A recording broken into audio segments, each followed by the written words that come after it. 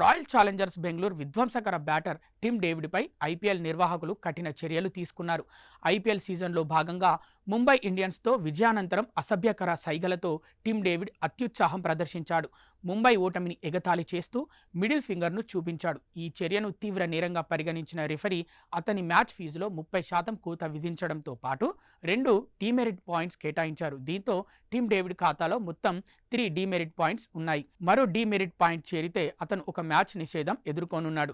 ఆదివారం రాయ్పూర్ వేదికగా జరిగిన మ్యాచ్లో ఆర్సీబీ 2 వికెట్ల తేడాతో థ్రిల్లింగ్ విక్టరీ నమోదు చేసింది.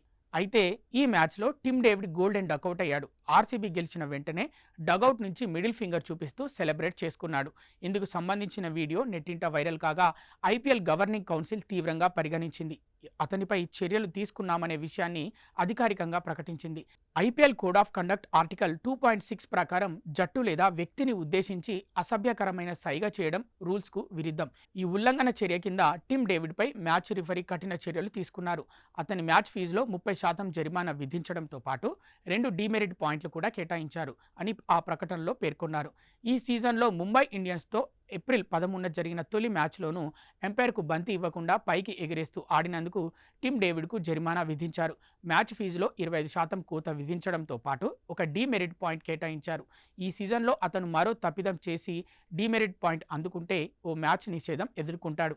ప్లే ఆఫ్స్ ముంగిట టిమ్ డేవిడ్ కాస్త జాగ్రత్తగా ఉండాలని ఆర్సీబీ ఫ్యాన్స్ కోరుతున్నారు.